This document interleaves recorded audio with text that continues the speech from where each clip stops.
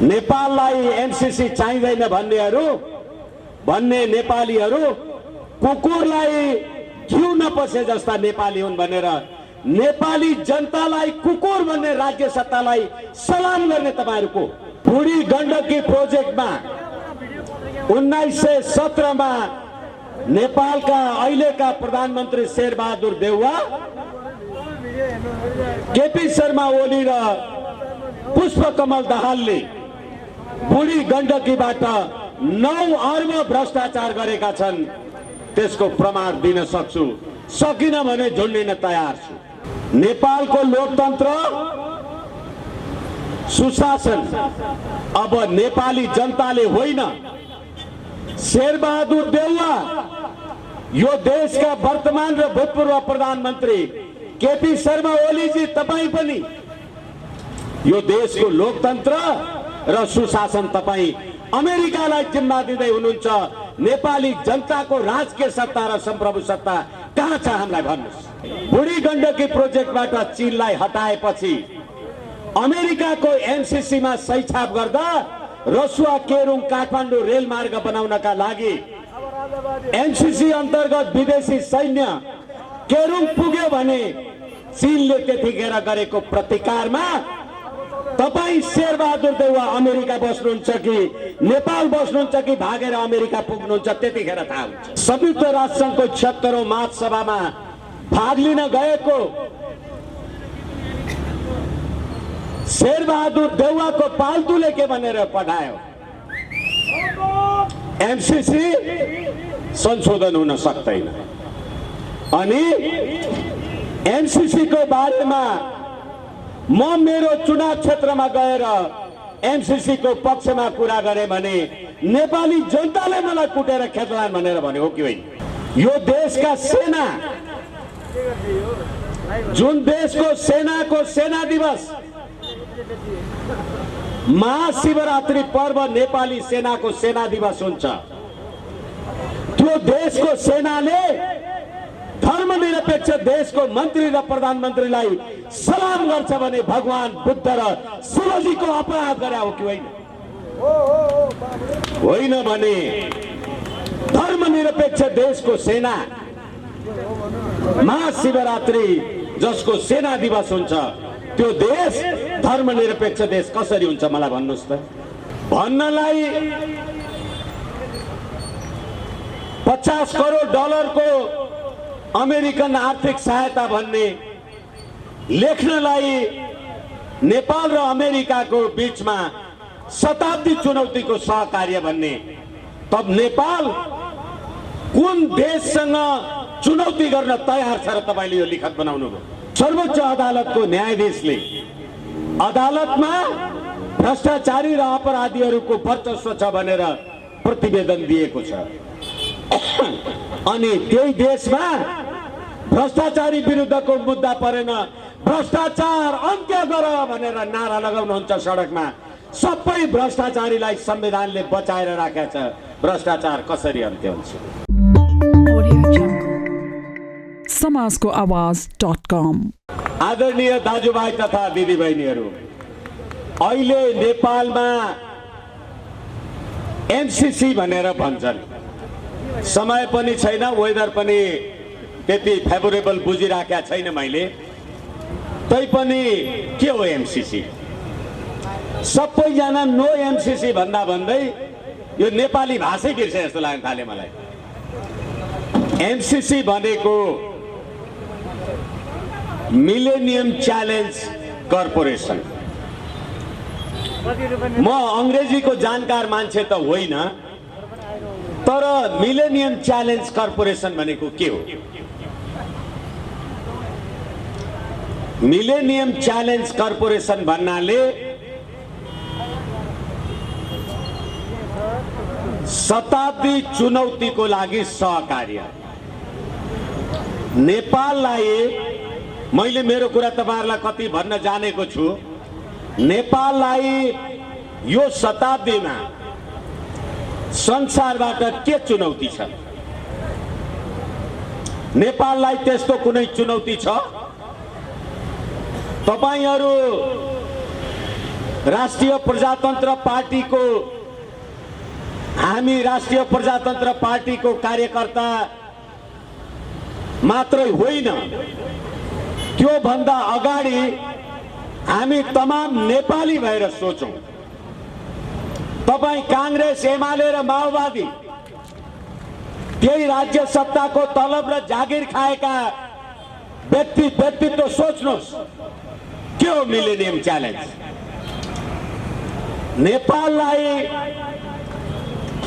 Nepal whom to combat any kind of challenge. नेपाललाई शताब्दी चुनौती के छ र तपाईले चुनौतीमा सही छाप गर्नुभयो भन्नलाई 50 करोड डलरको अमेरिकन आर्थिक सहायता भन्ने, लेख्नलाई नेपाल र अमेरिकाको बीचमा शताब्दी चुनौतीको सहकार्य भन्ने, तब नेपाल कुन देशसँग चुनौती गर्न तयार छ र तपाईले यो लिखत बनाउनु भयो? के नेपाल संसारका कुनै देशसँग शत्रुता मोल्न तयार छ? होइन भने तपाईले शताब्दी चुनौतीमा जिम्मेवारीका साथ सुन्नुस्। यो मिलेनियम च्यालेन्ज कर्पोरेसन कम्प्याक्टको प्रस्तावनामा नेपालको लोकतन्त्र सुशासनका लागि मिलेनियम च्यालेन्ज कर्पोरेसन सही छाप गरेको छ।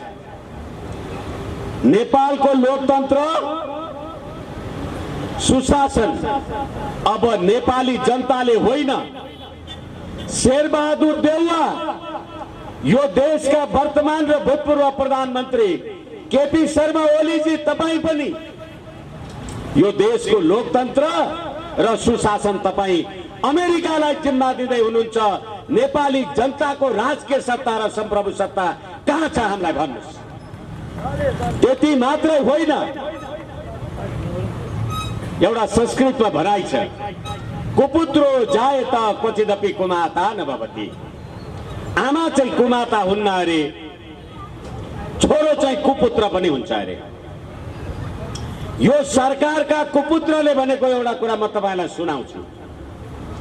सामाजिक सञ्जालमा शेरबहादुर देउवाको पार्टीको कुनै एउटा वरिष्ठ हुँ भन्नेले भन्यो, नेपालमा एमसीसी चाहिँदैन भन्ने नेपालीहरू, तपाई नेपालीहरू पनि आजकल फेसबुक ट्विटर चलाउनुहुन्छ होला। तपाई सुरक्षा कर्मी, कर्मचारी, जागिर, सेना, पुलिस तपाईहरु पनि चलाउनुहुन्छ होला। नेपाललाई एमसीसी चाहिँदैन भन्ने नेपालीहरू कुकुरलाई घिउ नपसे जस्ता नेपाली हुन् भनेर नेपाली जनतालाई कुकुर भन्ने राज्य सत्तालाई सलाम गर्ने तपाईहरुको तिम्रो अधिकार छ। कुकुर भन्ने नेपाली जनताको राजकीय सत्ता, नेपाली जनताको सम्प्रभु सत्ता अमेरिकालाई जिम्मा बजायौं भन्ने हिजो मात्रै तपाईहरुले सुन्नुभयो होला। यो देशको परराष्ट्र मन्त्रीको रूपमा अहिले संयुक्त राष्ट्र संघको 76औं महासभामा भाग लिन गएको शेरबहादुर देउवाको पाल्तुले के भनेर पठायो, एमसीसी संशोधन हुन सक्दैन। अनि एमसीसी को बारेमा म मेरो चुनाव क्षेत्रमा गएर एमसीसी को पक्षमा कुरा गरे भने नेपाली जनताले मलाई कुटेर खेतलान भनेर भन्यो हो कि होइन? अब भर्खरै आम सञ्चारमा एउटा पत्रिकामा समाचार प्रकाशित भएको छ। समाचार होइन, एउटा आर्टिकल प्रकाशित भएको छ। त्यसमा चिनिया अवधारणालाई प्रस्तुत गर्दै के भनियो भने नेपालका प्रधानमन्त्री, मन्त्री राजदूत कर्मचारी र कारिन्दाहरू अमेरिकासँग बिक्न सक्छन्, तर फातेमा सुमार आएर फर्किएपछि 3 करोड नेपाली जनतालाई कांग्रेस एमाले माओवादीको सरकारले किन्न सक्दैन र अमेरिका थर्केर गयो भनेर लेखेको छ। पढ्नु भएको छ, हेर्नु भएको छ। त्यसै एमसीसी के हो एमसीसी? अब नेपाल सरकारले 2078 भदौ 18 गते फातेमा सुमार एमसीसीलाई एउटा पत्र लेख्यो। त्यो प्रश्न पत्रको 11औं नम्बर मैले तपाईहरुलाई भन्दैछु, तपाईहरु पनि पढ्नुस्, हेर्नुस्। त्यसमा के लेखिएको छ भने अमेरिकाको वर्तमान कानून भविष्यमा बन्ने नीतिको विरुद्ध एमसीसी को प्रयोग गर्न पाइँदैन भन्ने व्यवस्थाले गर्दा नेपालको संप्रभुता, तपाईहरुलाई म शब्दमा ध्यान दिन याद गर्छु, धैर्य छ भने याद गर्नुस्, नेपालको संप्रभुता अमेरिकाको नियन्त्रणमा परेको देखिन्छ भनेर प्रश्न लेखेको छ। यो देशमा विक्रम सम्वत 1825 मा पृथ्वी नारायण शाहले यो मुलुक आर्जन गरेपछि फिरंगीहरू देशमा आए भने मुलुक समाप्त पार्नेछन् भनेको थियो। आज तपाईले यो देशको राज संस्था अन्त्य गरेको 15 वर्षमा एमसीसी मा सही छाप गरेर नेपालको संप्रभुता अमेरिकाको अन्तर्गत छ भनेर देश नष्ट गर्नुभयो। तपाई राष्ट्रवादी लाज छैन? यो देशको सेना प्रहरी भर्खरै प्रभुराम शर्मासँग भारतका राजदूत विनय मोहन क्वात्राले सैन्य निवासमा भेटे। त्यसको 5 दिन 7 दिन नपुगिकन चिनिया राजदूत हाउ वाङछीले भेटे अनि त्यसको 2-4 दिन पछाडि इजरायली राजदूतले भेट्यो। यो देशका सेना, जुन देशको सेनाको सेना दिवस महाशिवरात्रि पर्व नेपाली सेनाको सेना दिवस हुन्छ, त्यो देशको सेनाले धर्मनिरपेक्ष देशको मन्त्री र प्रधानमन्त्रीलाई सलाम गर्छ भने भगवान बुद्ध र शिवजीको अपराध गरे हो कि होइन? होइन भने धर्मनिरपेक्ष देशको सेना महाशिवरात्रि जसको सेना दिवस हुन्छ, त्यो देश धर्मनिरपेक्ष देश कसरी हुन्छ मलाई भन्नुस् त? हुन्छ किनभनेदेखि फिरंगीहरू देशभित्र आए भने मुलुक समाप्त पारेर छाड्छन्। आज एमसीसी को दफा 5 अमेरिकाको वर्तमान कानून र भविष्यमा बन्ने नीतिको उल्लङ्घन भएमा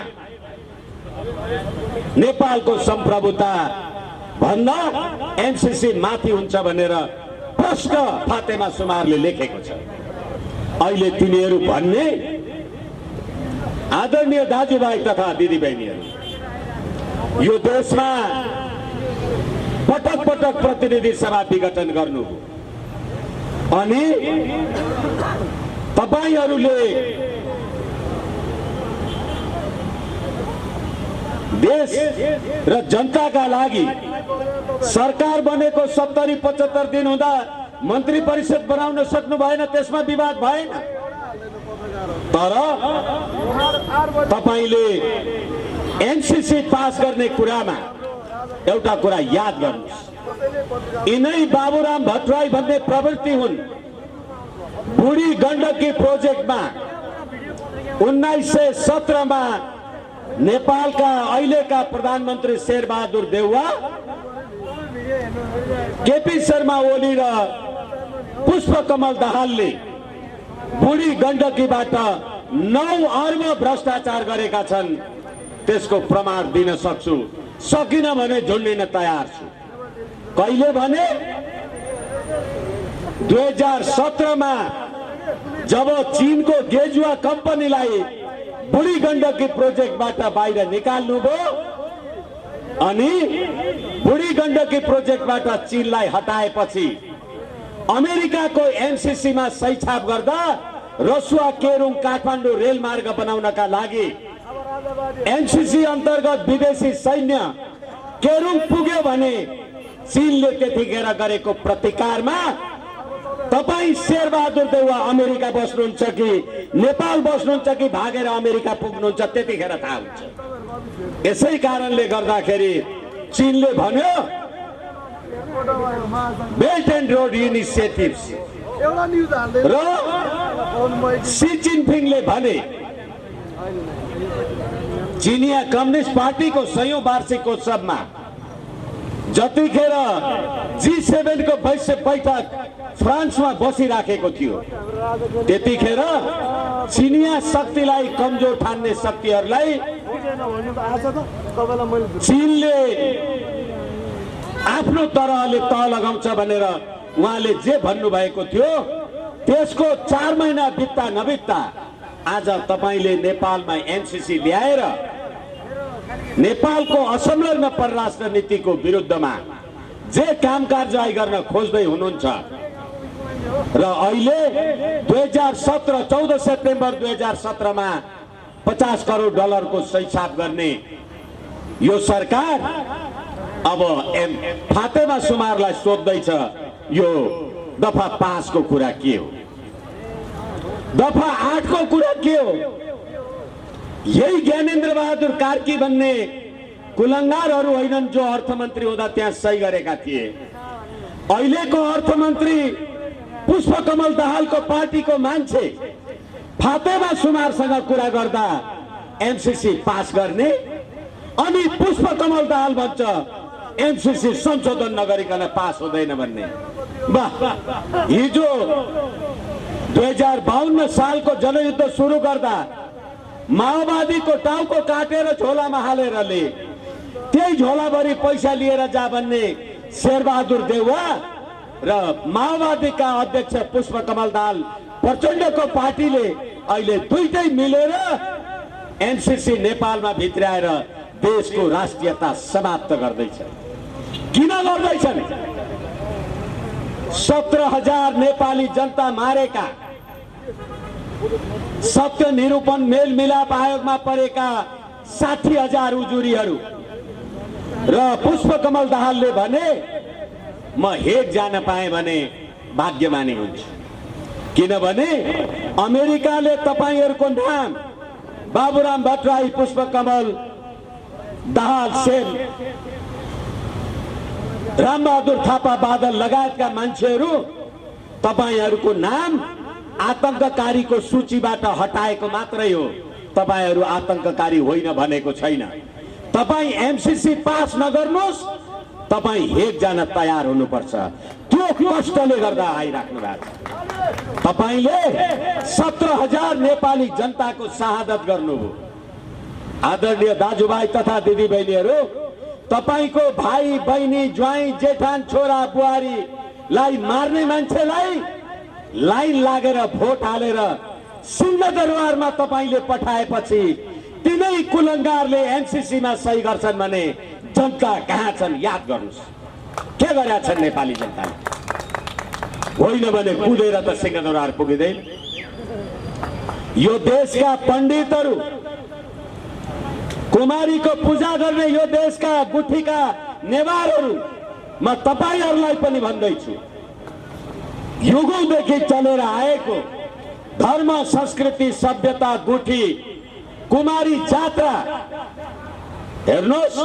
यो देशको राज संस्था भनेको जब पृथ्वीनारायण शाहले कीर्तिपुरमा आक्रमण गरेका थिए पहिलो पल्ट, कीर्तिपुरका नेवारी सेनाहरूले पृथ्वीनारायण शाहलाई मार्न लागेका थिए। त्यतिखेर उनीहरूले भने होइन, रैतीले राजा मार्नु हुँदैन, राजालाई मार्ने राजै हुनुपर्छ। त्यसकारण पृथ्वीनारायण शाहलाई नमार्नुहोस्। तपाईहरूले नमारेको कारणले गर्दा पृथ्वीनारायण शाहले कुमारीको ढोक गरेर, कुमारीलाई दर्शन गरेर यो देशको राष्ट्रिय एकता अखण्डता त बचाए, तर मुलुकमा संघीय लोकतान्त्रिक धर्मनिरपेक्ष गणतन्त्र बनाउनका लागि 62-63 मा निरन्तर ढुङ्गा हानेर गणतन्त्र त ल्याउनु भयो, तर घरमा बसेको छोरी भर्जिन मदर र लिभिङ टुगेदर, छोरीले नाति पाउनु भयो, ज्वाइँ देखाउनु पर्दैन, त्यो सभ्यता संस्कृति लिएर आउनु भयो। अनि तिनै गुठीका पूजा गर्ने नेवारहरू धर्मनिरपेक्ष नेतालाई भोट हालेर गुठी संस्थान जिन्दाबाद भनेर नारा लगाउँछन्। यसै कारणले गर्दाखेरि म एउटा कानुनको विद्यार्थी, मैले सम्मानित सर्वोच्च अदालतमा प्रतिनिधि सभा विघटनको मुद्दामा इजलास समक्ष भनेको छु, यो देशमा तपाईले बनाएको संविधानमा, तपाईले बनाएको प्रधान न्यायाधीश, प्रधानमन्त्रीको सिफारिसमा बनेको प्रधान न्यायाधीशले प्रधानमन्त्रीकै विरुद्धको मुद्दा हेर्न मिल्छ? उहाँहरूले त जवाब दिनु भएन। मैले भने मिल्छ। किनभने पद्धति नै त्यही बसाउनु भएको छ। यसै कारणले गर्दा गएको साउन 14 गते यो देशको प्रधान न्यायाधीश समक्ष, यो देशको सर्वोच्च अदालतको न्यायाधीशले अदालतमा भ्रष्टाचारी र अपराधीहरूको वर्चस्व छ भनेर प्रतिवेदन दिएको छ। अनि त्यही देशमा भ्रष्टाचारी विरुद्धको मुद्दा परेन, भ्रष्टाचार अन्त्य गर भनेर नारा लगाउनुहुन्छ सडकमा।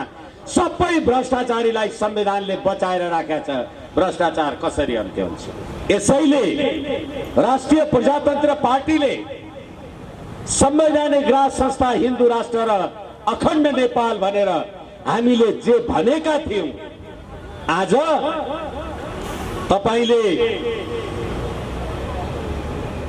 पृथ्वीनारायण शाहको शालिगलाई लातले हानेर लेनिन, माओ त्से-तुङ र स्टालिनको शालिगलाई पूजा गर्ने चरित्रलाई जसरी नेपाली जनताले विदेशी शक्तिको भरमा स्थापित गरे, त्यही विदेशी शक्तिको बलमा एमसीसी 2017 मा सही छाप भयो।